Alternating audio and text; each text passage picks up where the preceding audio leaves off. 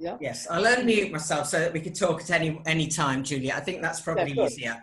Okay? Okay. Excellent. Well, if you don't know me, I'm a figurative painter of human subjects mainly, including portraits, and I've lived in Marlborough and raised my family here and since 1966. But Swindon is more cosmopolitan and has more of the subjects that I'm interested in painting. So I've done a lot in and about Swindon. It's been my working town.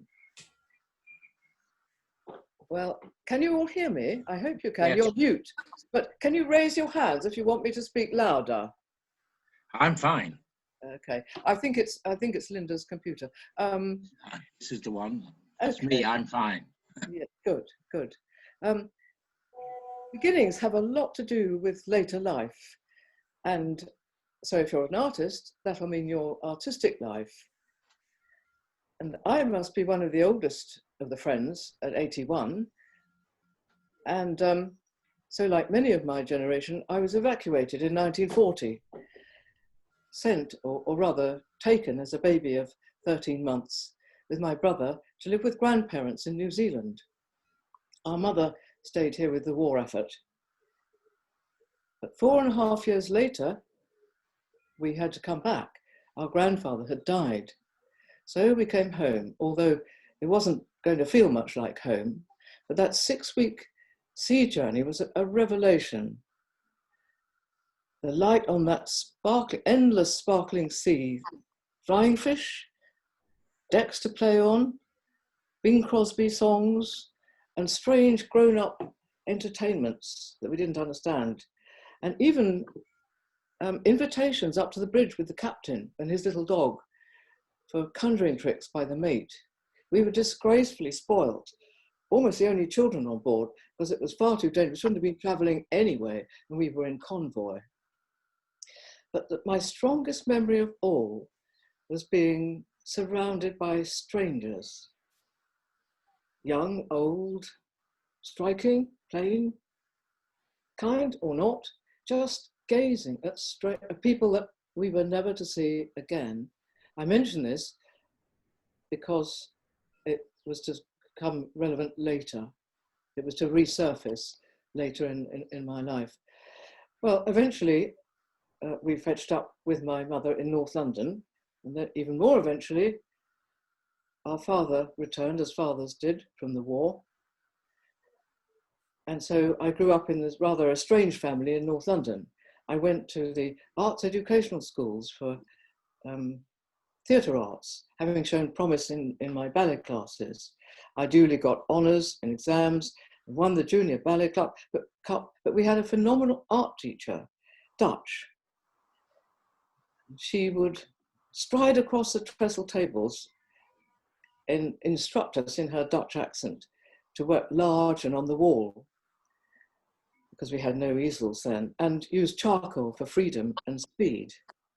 And I stayed after school to extra art, and at home I'd been making things and drawing and painting, and I made puppets and painted their faces and made their costumes. And books were a huge source of pleasure, especially the illustrated ones, when you could enter into and be part of that world that you were reading about. It was heaven. But at 13, I was moved or sent to the boarding branch. I won't tell you why now. If anyone's interested, I'll tell them. And my ballet standard dropped. And I missed my London art teacher. And here we go on to the first slide with any luck.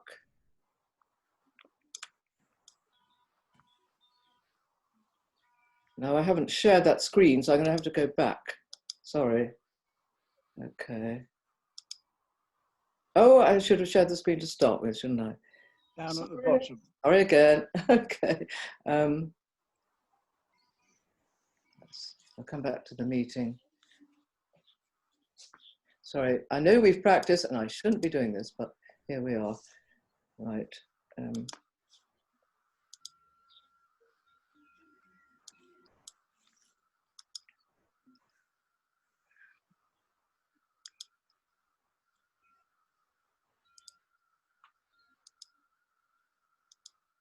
It's there somewhere. Yes, yes, I'm so sorry. Right, here at last. Right, share screen. Good. At last. Now. Share.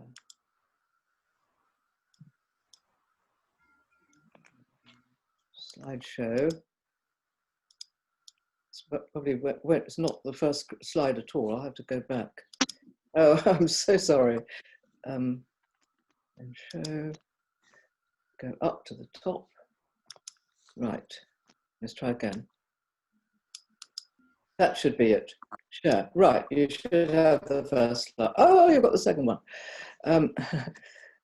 Previous.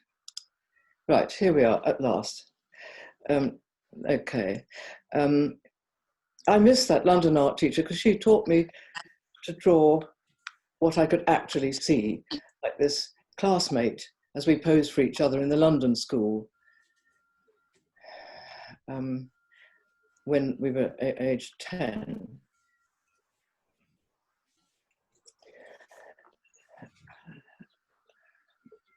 And so it became clear that dance would not be my thing and art would be. So I started off at St Albans Art School and then went on to study fine art at the Slade. And that was just on the cusp of change in the late 1950s when I arrived under William Coldstream. We had the antique room and the separate women's and knife rooms.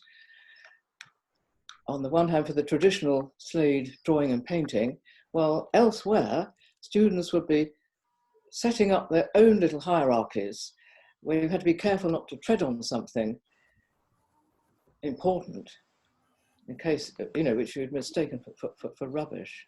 The New York Expressionists were all the rage, and so was Bomberg at that time. So you can imagine the friction between the traditionalists and the Bombergians. Inflated pyramids appeared on the forecourt and everything was exploding. I was quite solitary student with my background, and I loved the antique room.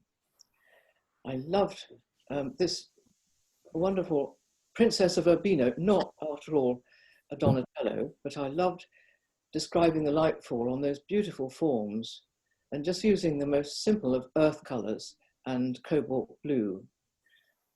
And I was also very preoccupied by color harmonies and composition and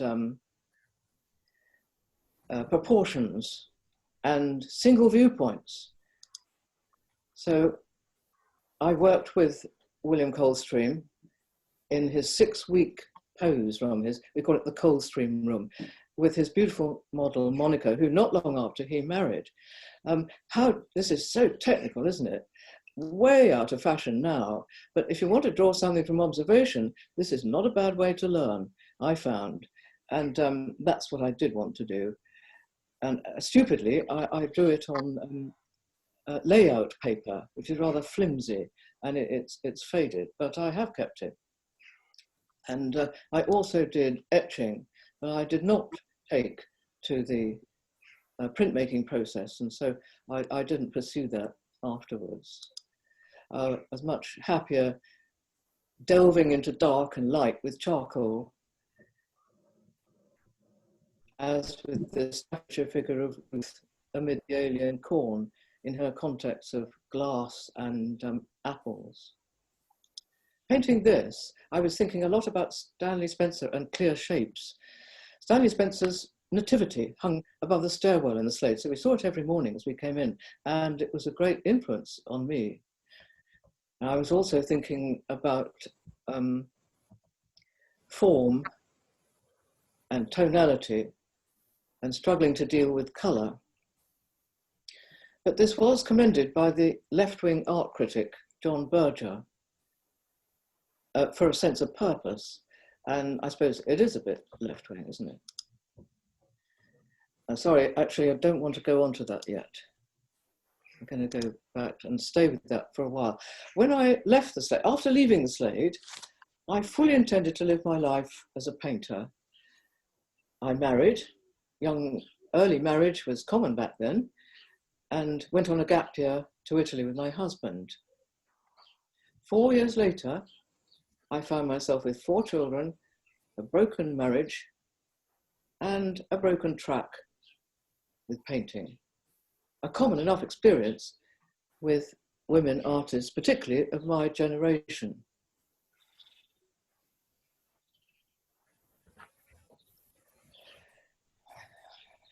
I never thought that I'd given up painting, but it was just that the children naturally needed all my creative energy. So starting to paint again was a very slow and uphill struggle. I painted what was around me, like this corner of the sitting room, with very tonal, very quiet, with unconscious hints of Gwen John. They were unconscious. And boxes, which often for some reason appear in my painting. Make what you will of that. And in this of Justin at the piano, at that time, I would never have left out that very awkward, compositionally awkward shape of the end of that slate table that we saw in the previous painting, because the children ate their meals from it, they chalked on it, did everything on it.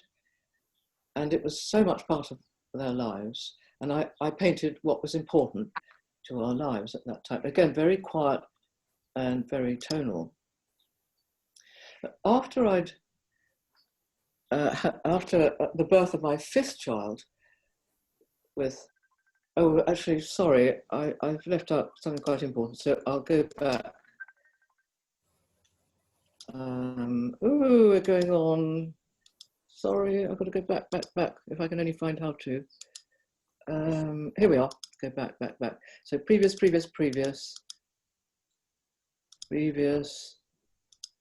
Sorry about that. A glitch. I was told not to worry about glitches. Previous. They will become relevant in a minute. Previous.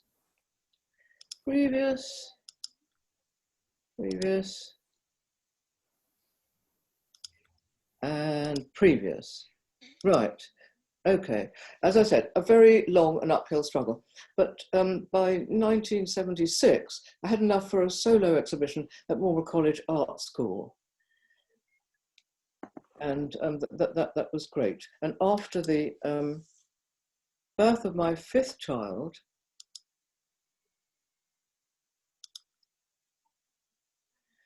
with my second husband, Simon Brett, who some of you have met, I'd recovered a momentum as the other children grew up. But this very delicate subject was horrendous to achieve. It started with Emily contentedly kicking and just gently fingering the drapes, but by the end of it, she was screaming for a fee, as you can imagine, and her fingers all wound up in the drapes and pulling them apart. This is, really valuable family heirloom. And I was distraught at having caused her distress, necessarily, because I had to do it. And of course, now she loves it. And of course, I had to mend the lace afterwards. I just wouldn't want you to think it was an easy sketch. If you've got only 6pence, we were always short of money. You don't buy a packet of biscuits, you buy a cabbage, or better still, you grow some. And this was an important aspect of our lives. As I've said, I painted what was important in our lives. And all the pictures from this era show a very intense concentration to reach precise conclusions. Well, in 1978, still painting very precisely from observation and more sort of boxed in feeling with the composition, I started teaching part-time at the Swindon School of Art and Design. It was simply called then. Adult classes, and then as life drawing tutor under Cyril Medlin, the charismatic Cyril Medlin. And some of you may know my colleagues then, and they were the late Nick Haley and Terry Cooper and Peter Burgess, Peter Benson, Timmy Saville, John Fowler, Clive Scrivens, some of them, quite a lot of them late, I'm sorry to say. We had some talented, just in case you know them, we did have some talented students then, such as Greg May, who could draw like an angel, and later came to teach there himself. And Sophie Tilson, is it Tilson? The daughter of Joe Tilson. And this is the sort of thing I set myself. Some of you may have a flaw like this. And actually, I was teaching perspective. It wasn't from a photograph, I can tell you, but it was very precise and from observation. But I was beginning to ask myself, who am I in my painting? On the one hand, I had a strong instinct for a strong response to a subject. On the other hand, I had a need to create a well-designed image, a well-designed and well-wrought image, a lasting image. And so I decided to make a change. And I moved from naturalistic observed colour to a more interpreted colour, like this table of delights in front of a perfectly ordinary white wall. Or this tiny statuette enlarged to a figurehead, because its reflections were so sparkling, it was no trouble at all to interpret them any way I liked. But still all from observations, directly just painting what I could see. But how on earth was I going to make that jump? Well, you know, to try and unite or try and work out that discrepancy between wanting to respond to an image and wanting to create my own lasting image that was well designed, kind of independent really of what I could see, kind of two opposing things. And the answer showed up in a tiny black and white photo of the first British heart lung transplant patient, just coming out from under her anaesthetic, her hands dumped in her lap like that. And I so much wanted to paint from it. Anyone interested, I'll tell you why later, if there's time. But I just had to invent the colour, didn't I? And so this is the first picture when I've invented colour. So I realised that I would have to leave aside drawing from a painting from observation and work instead from drawings, which themselves would be directly observed. In Simon Early Morning, that was partly, I never do anything in a hurry, it was partly from observation and partly from drawings. It might look as if it's painted from observation, but in fact, I just decided on a simple colour scheme that would the kind of work for this muted, very early dawn light. And these are some of the, I don't know if you get that, horrible. These are the drawings, some of the drawings. I made a huge number of drawings of my husband in bed. I mean, I know what he looks like, but I had to paint him, and that was different. So I'll go back to that, just so you see it again. So that's what it led to. And Chroma Pier was the first, my very first painting, painted completely from drawings and coloured pencil studies, as well as memory and invention. Memory, because Chroma was near to where my brother and I were temporarily first housed when we came back from New Zealand. And so we often went back, and the place was special to me. And there you see all sorts of people who don't know each other, can sort of kind of unconscious reference back. And those different levels, the girl sitting up on the parapet there on the top level, and the people down below. It was all very reminiscent of that ship long ago, those great big forms. I'd like you to note those pier supports. Can you see the pier supports, dark there? And at the bottom, can you see the blocks, dark blocks there? And just note that they are about 2 feet out of the sea. You'll see why later. Well, in 1970, whenever it was, 1994, the GNVQs appeared on the curriculum, and the Swindon College pilot scheme used the same forms for leisure and tourism, health and safety, art and design. Can you believe it?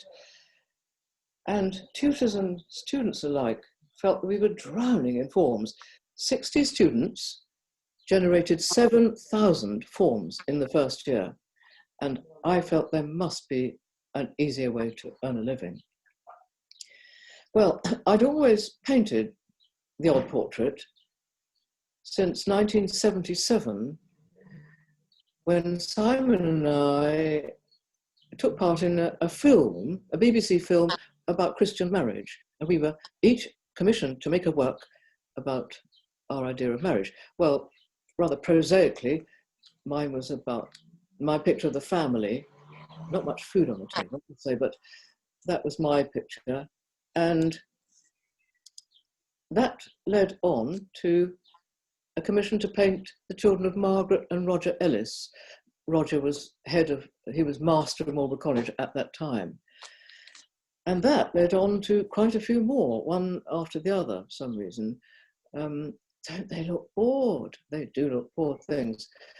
And now, because they're all pillars of the community and all doing great things, grown up. But by 1990, with a growing portrait practice, I was taken on by David Wolfers at the New Grafton Gallery Portrait Centre. And I forgot to say, I should have said, it was important, that when I was thinking of leaving teaching, having painted that portrait for the BBC film, generous friends gave me an open house exhibition of portraits. And the following year, 1995, I was able to leave teaching and make that jump into what steadily grew into an almost full-time portrait practice. And that's when I was, and this is, about that time I was taken on by David Wolfers. And these commissions, one led to another, and it was almost full-time because of all the travelling that was involved. And the commissions were backed up by commissions through David Wolfers at the New Grafton. David supported an entire generation of British painters. And after he died, we had a successful portrait exhibition at the New Grafton. But after that, not long after that, sadly, the gallery had to close in shocking circumstances. Again, if anyone's interested, I'll tell them, but they probably aren't. A portrait subject, portrait sitter, has got to be comfortable. But the sitting is never long enough for the artist, as you can imagine. So with drawing being faster than painting, I often made drawings of things like hands, which are complicated structures, but for which the colour can be kept simple. And so here's the drawing I made of Eleanor, and you can see, if I hadn't done all that analytical stuff at the Slade, I probably wouldn't be able to do this sort of thing now. And it's very precise enough for me to hardly need to look at the hands when I was actually sitting in front of her, and look at the amount of context that I've been able to, that I provided for myself, so that when when I go back to the painting, the sitting, I've got all that worked in with the painting, and I can use the sitting for the subtleties of the head and relating the rest of the composition. I must say, Eleanor's hair was so elaborate and beautiful and so difficult to sum up. It's all those interrelating little shapes that have got to just appear as one basic shape that I was glad of every moment that I could get in front of her. And here we've got twinkly, tweedy, literary Chris Bretherton. And he also had his hands painted from a drawing. And he was a great gardener. And so I enjoyed giving him his misty winter garden as a little, his winter viburnum, which if you're a gardener, you'll see it's just coming into flower. And the corner of his greenhouse just appearing in the back of the painting there. Very dear man, as I think you can see. These three were adamant they wanted to be painted as three strong individuals and not just three little sisters.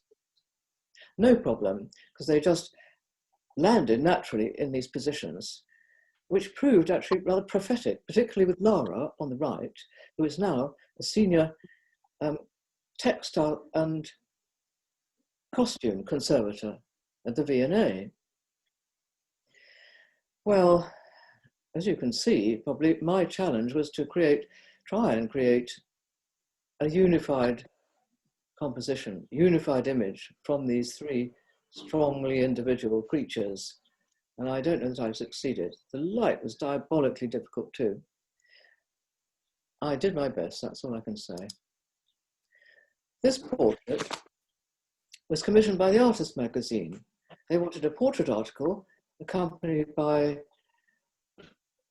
a portrait photographed in different stages so that, you know, that could be printed in the magazine.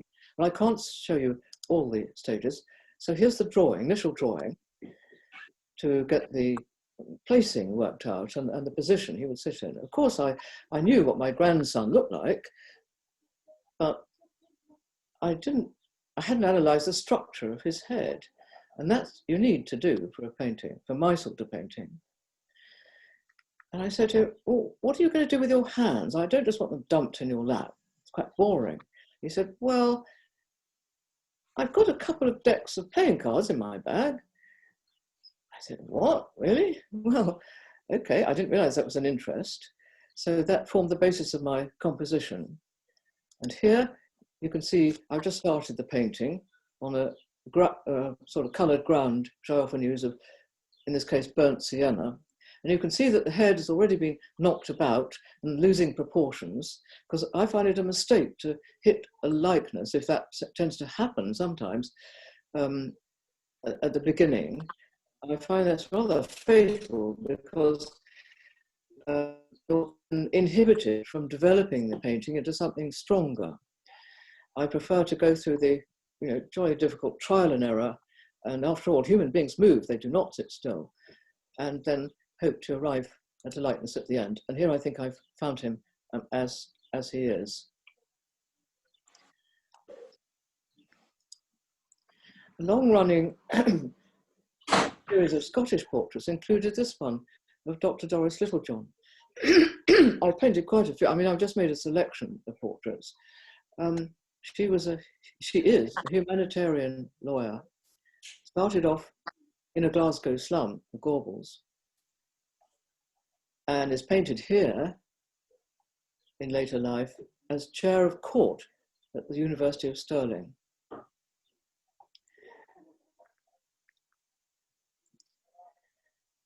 And we bundled her formal robes, bundled them away in favour of this bright pink suit, which really does convey her strong and her outgoing character and positive personality. And you'll see I've echoed the pink in the reflections of that chair, and of course in the tassel and the table near her. And you might notice she has the hands of a very good cook. I framed her in the largest possible chair to emphasize her tiny bird-like stature. Sparklingly intelligent and witty, lovely woman. Well, while I was still teaching, I began to prowl around in Swindon, in the town, looking for somewhere to draw that people would gather, but not move too quickly to be drawn. Walking into McDonald's for the first time, felt very strange, strangely familiar. People were moving about, queuing, of course, all different sorts of people. And I just grew addicted to the place, the light, the sort of buzzing interaction of people's lives that I might never see again. And it all just took me straight back to that early 6-week journey on the ship, which is why I went into it in detail. Because I realized that it actually had sort of colored my whole life, really. This woman can see what I'm doing. I'm stealing her fleeting movement. And actually, I was approached by the staff at one stage. I mean, they got used to me as artist, not quite in residence, and they were very kind. But they approached me and said people had been asking them what the hell I was doing. So I put up a notice saying, art project, Swindon School of Art, and that sort of quietened everybody down.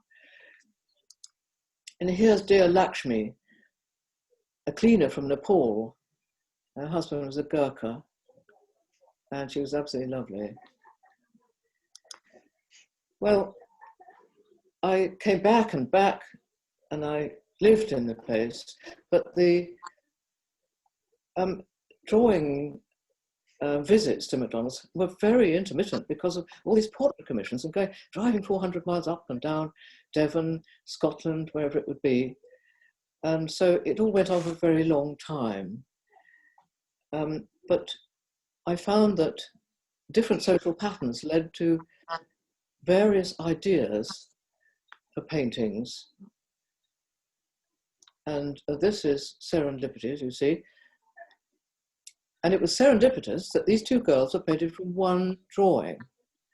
Most of my figures actually, you know, 2 or more drawings might be used for one figure. And these two were just one drawing, so that was amazing. That was serendipitous. And serendipitous also that the server, reaching for chips, appears to be touching that girl's ostrich trim from miles away beyond her. And also, although you can't, and even I can't now see it, on the bag from the old drawing, sorry, previous. The word serendipity is on her bag, but never mind. It is there, I promise you.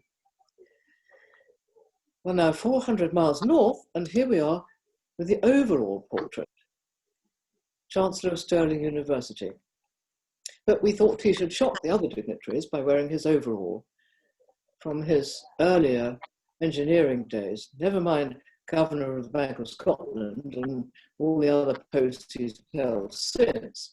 But we wanted him in that overall, and I wanted him with his engineering tools and plan, because, of course, I couldn't resist those for my composition and painting them.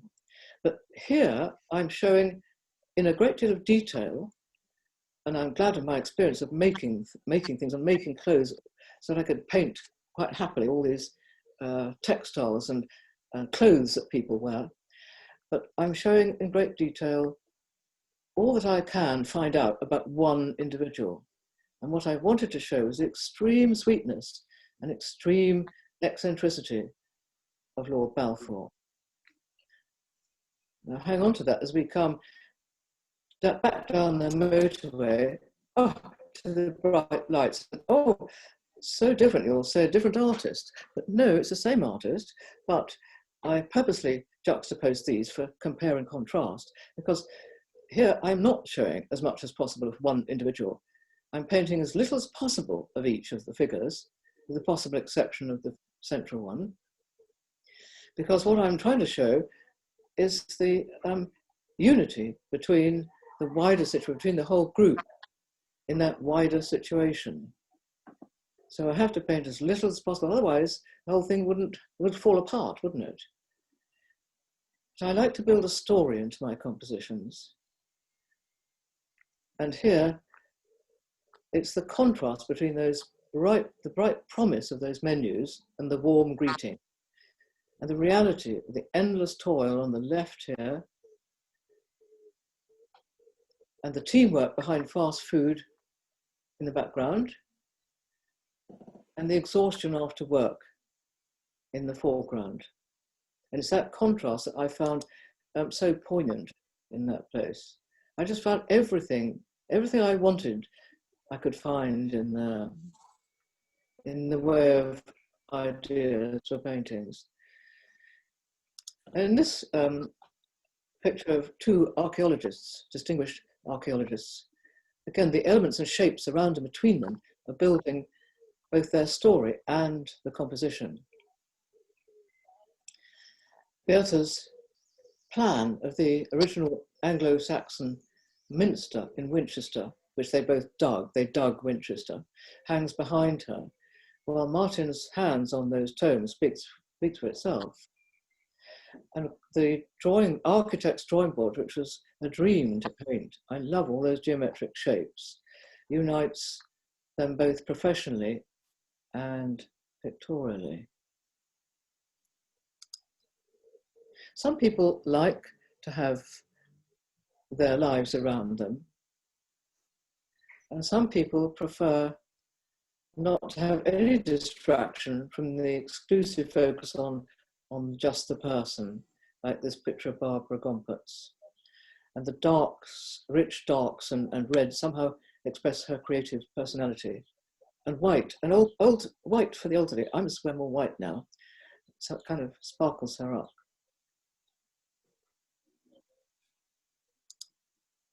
Back down in McDonald's, looking down from the landing, I would move from drawings to paintings via a stage of oil pastel colour studies.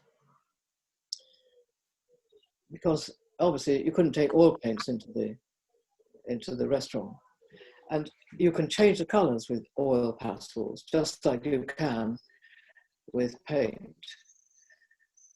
And I found that a real, marvellous stage to go through. And I could work from the oil pastel studies at home in the studio, just recalling the memory of the actual scene.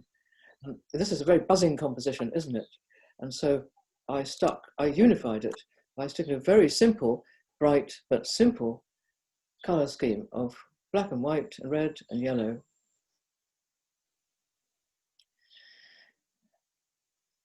Just note those two boys on the left there. They're painted very, very simply. They couldn't be more simple, could they? Again, remember that I'm using as little as possible. I mean, they've got no features, no faces, half of them, because of what I'm trying to show. But here, how could I ever find the difference between two identical twins without a very fascinating and exhaustive search, when I didn't see the difference between them? I never saw them together after the first design sketch, when I was dragging the furniture about to create, to try and work out the composition and placing of the figures. We'll go back to the painting again. But I didn't think in the end find them, as though I think I did see the difference. I absolutely loved painting them. And their sister, Ellen, has a very important role to play, looking back into the picture to keep it from splitting into two. And altogether, that was, one of my really nice commissions. After about 200 people, painting 200 people, this is my very first oil pastel portrait of my brother and sister-in-law. My brother is a distinguished Russian and particularly Pushkin translator. And my sister-in-law is co-editor of the Slightly Foxed literary magazine. And I loved making the context around them of their literary lives, and see how Ant's ever-present manuscript under his arthritic, so it's not badly drawn, it's just arthritic, his ever-present manuscript encroaches over Hazel's life, over her hand. That's a bit of symbolism there. Here's Lakshmi and her colleagues, who take to the floor at a quiet moment taking me back to my early years. They take this one, what looks like seems almost like a choreographed dance with flowing mop work. I loved painting this. It was a joy to paint against the summer light and with little subplots like the boys eyeing each other through that plastic dome of the charity stand, and the woman seen through slats on the right, which is rather fascinating to paint, and the lurking dustpan and broom on the right. And here's Fast Growing Town. It's got 2 levels. You can see, I mean, you can read it in 2 levels. Here's Old Town on the right behind this brick-like man. Oh, sorry, done it again. Brick-like chap there. And you can see the construction barrier in front of Brunel Car Park, Brunel North, whatever it's called, to show that everything's being dug up and on the move. And then the 3 blokes on the right in front of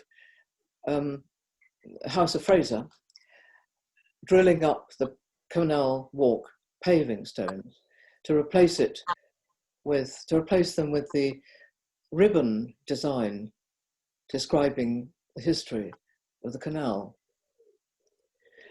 And in the between, of course, yeah, okay. Then the other level, of course, the 3 generations. So starting from the right, actually, we've got pensive old age, and it isn't a cigarette, it's a chip, with her memories of old Swindon. And she used to work for the council, and she now has a canary, just a canary for company. And then the adults, in and out, big burly chaps making the change in the fast-growing town. And then on the left, the boy, not yet out of his chrysalis, and so oblivious of the world he lives in, he's actually losing his Game Boy out of his bag. Well, this grew into a very substantial series, and I searched in Swindon for a good gallery space, searched in vain for gallery space to show the work. The then director of Swindon Museum and Art Gallery was keen to have it as a launch exhibition for their then proposed new building, which came to nothing. So after a year's struggle, I'll spare you the details, it was eventually shown in Swindon College School of Art, launched by an outdoor figure drawing event, which David will remember, David Robinson, in Wharf Green, for schools and students and public to join in, and with the exhibition shown daily for weeks on the BBC big screen, so that people possibly unfamiliar with galleries or even paintings could see it. And this exhibition was followed by a showing in the Menhir Gallery, Southwark, to bring art from Swindon to London. And then, unexpectedly, a second invitation, an invitation from Artsite, the Postmodern Gallery, for a second Swindon showing. And then finally, it was all shown in the Great Western Hospital. I was going to call it Princess Margaret Hospital. And there was a lot of warm feedback from that. However, the board refused my offer to donate to their collection on the grounds of wholly unsuitable subject for a hospital. You can see their point. Well, here's another Swindon painting. You can see where we are, the crossroads between Canal Walk and Regent Street. I saw a lad weaving slowly between people going to work, burdened by his school bag, and I thought of Shakespeare's 7 Ages of Man. And people hurrying along, preoccupied by their morning thoughts, one finishing her hair, another one in a hurry in case she'd be late, and only one person sees the collision that is about to happen. This is chroma pier again, but from the other view, looking back. And these great iron structures and huge concrete forms, again, took me back to the memory of that ship so long ago. And look at these concrete pier supports now. They are over 6 feet out of the ground, such is the erosion on the east coast. I stood for half an hour in that freezing sea because I wanted the tide to lap into the bottom of my drawing. I say into my drawing because a friend saw some colour studies for my paintings and said, why bother with paintings when you've got these?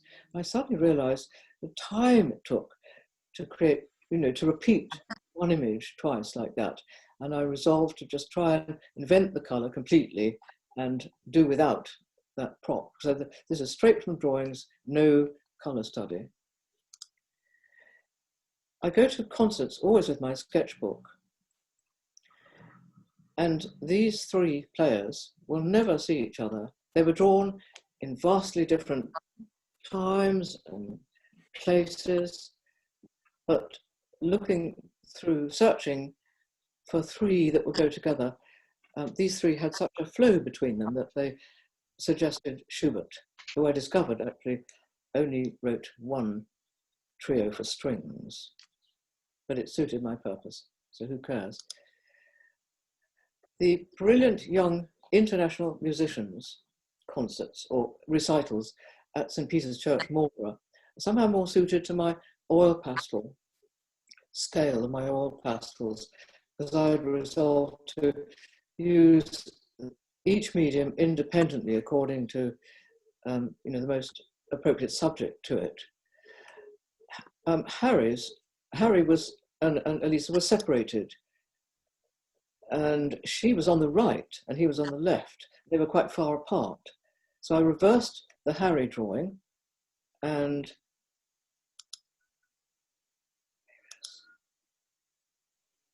to make a more cohesive composition, as you can see. I was drawing these two girls while waiting for my Circle Line train at Paddington. And you may be familiar with this view, still open to the air, to the open air, before it goes underground. And oil pastels are good, I find, for a simple image like this, or a more intimate one, like Love Knot, after a cosy winter tea. I worked with the Armala charity in London, which helps refugees and trafficked women and asylum seekers to recover from trauma with specialist therapeutic yoga. And I love the sidelight on these bodies, gently trying to reach the positions that will help them overcome the terrible suffering. One man was incarcerated for a whole year in the dark. And this man, top left, is gently being eased out of his near fetal position. And these women, in this calm atmosphere of horizontals and verticals, are finding peace from trauma.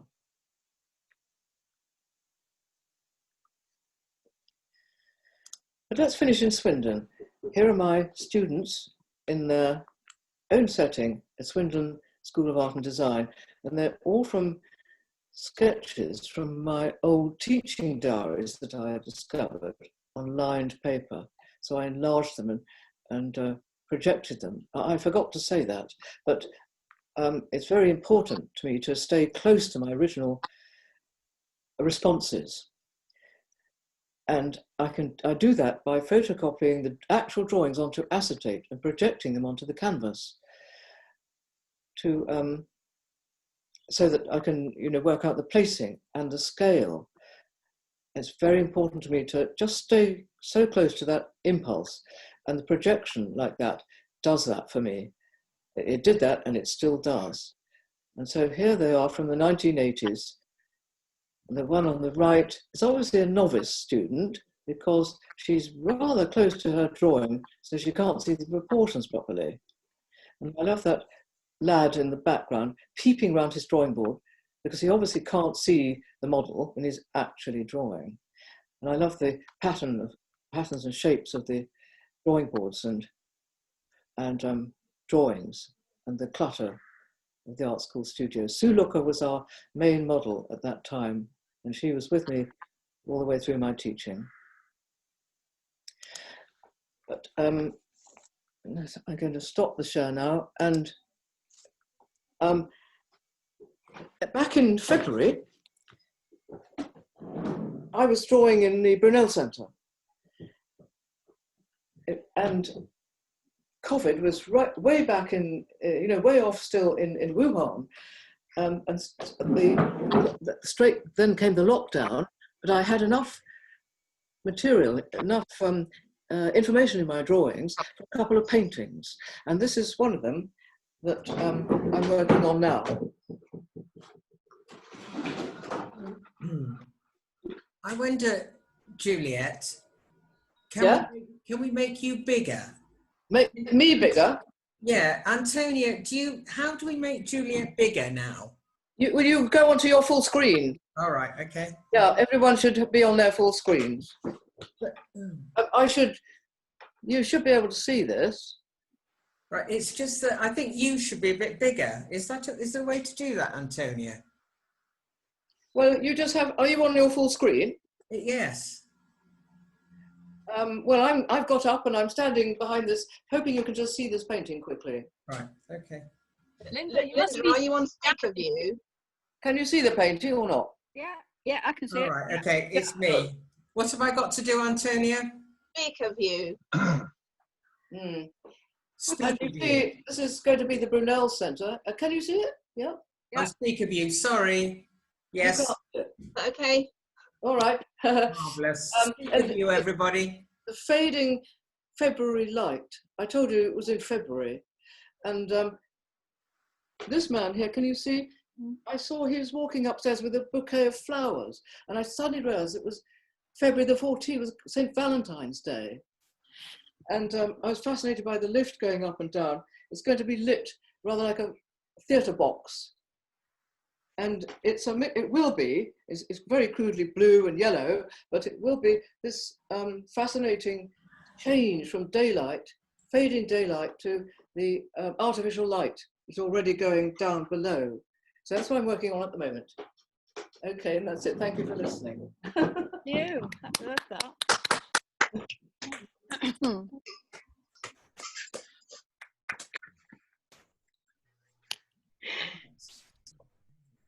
Okay.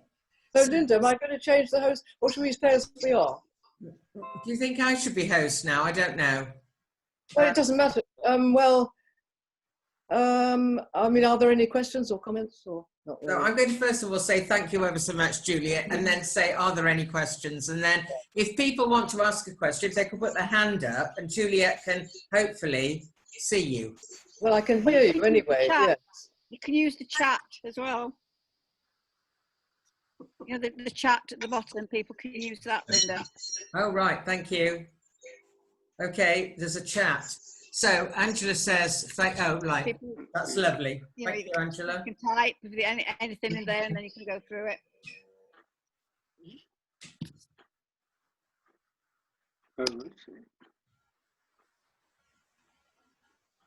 Any questions?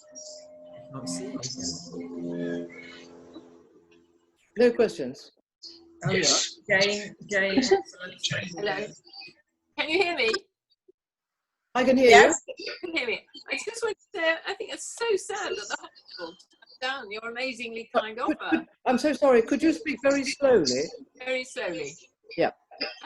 It's so sad that the hospital turned down your offer. I think Yes. that's a tragedy, because when you're in hospital, it's so nice to see everyday life. You know, pictures of town. And yes, they were, after all.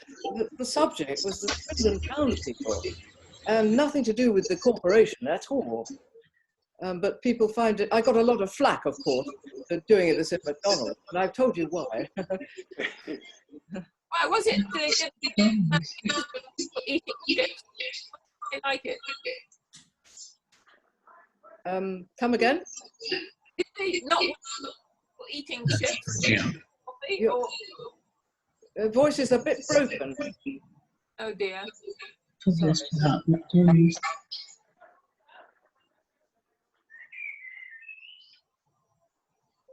Never mind. I don't know what you're saying, Jane. We can't hear you very well. Can you try a bit? I think if everybody goes on, Feedback, yeah. if everybody goes on mute, it makes it easier. If we all can we all mute? I will. Mute. And could everybody speak slowly, because I'm afraid I am deaf. Slowly is the key. You're not. Do you want to say something? No, I think I'm through. I just thought that. I can't hear anything at the moment.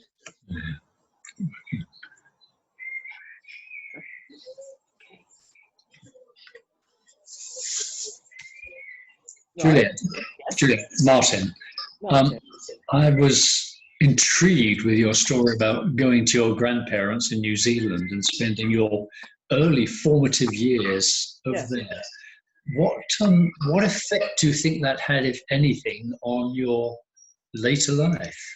Well, it made me exceedingly unconfident and afraid, and unable to relate to my mother, and all the difficulties that you would expect, you know, because our mother stayed here. We were taken by, my parents engaged a nanny, and nanny became our world with my grandmother. And when we came back, nanny was dismissed. Does that explain anything? Abandoned. Yeah, as Rosemary's just said, abandoned, but wrong word probably, but we know that's what we mean. But your time in New Zealand, you were there at 13 months to age, what, 5? I was there 4.5 years. 4.5 years, so 5.5. 13 months when we went out. Yeah, surely. And a school child when we came back. And your journey back was still during wartime, as you said, in a convoy. Because my grandfather had died, so we had to come back. Nanny said, I simply can't cope. Grandmother can't cope, I have to come back. She asked permission of my father, and he wrote from Africa, wherever it was, bring these, okay, all right, if you have to, then bring them back, so be it. But I did feel, I wouldn't have gone into that on this talk if I didn't think it had a profound effect on my life. It's made it extremely difficult for me to have any confidence at all and work. You know, everything is a challenge. Everything is a challenge for me. And you know, I'm lucky enough to have a fantastic husband and everything, but it's not been easy. It hasn't, having a husband and 4 children, and then 4 children first of all. Yes. Well, you know, we were so prolific in those days. Well, no, it's not that. Then on your own. Sorry? Then on your own after that, yes, for a while. Yes. Amazing story. And your work is lovely. We think it's absolutely gorgeous. Oh, thank you. I mean, you know, sometimes I feel I have to apologize for being a figurative painter, you know, painting appearances in this day and age. But when I remember the original Lascaux caves with those incredible animals, they were so alive, I realized that depiction and drawing and actually depicting what you see is a fundamental, it's such a strong instinct, human instinct, that I don't feel ashamed anymore. Oh, good. Lovely talk, thank you, absolutely lovely. Yes. And 2 votes here for figurative painting, good figurative painting. Thank you. So I think at that point, Juliet, I will say thank you. Can we all, we could all unmute and clap, couldn't we now? Could we do that? I don't know. Anyway, I'm going to clap myself. Definitely. Absolutely. Thank you for coming. Thank you very much. Very much. Thank you. I really enjoyed that. Thank you very much indeed. Thank you so much for coming. And I'll let you know by email when our next talk is, because I've forgotten, but I know Jeremy's going to give us another talk in a couple of weeks' time. But thank you so much, Juliet, for tonight. That was absolutely fantastic. Thank you. Yeah. Thank you very much. Thank you very much. Thank you. Thank you. Bye-bye. Bye. Bye. Bye. Thank you. Goodbye. Bye-bye. Bye.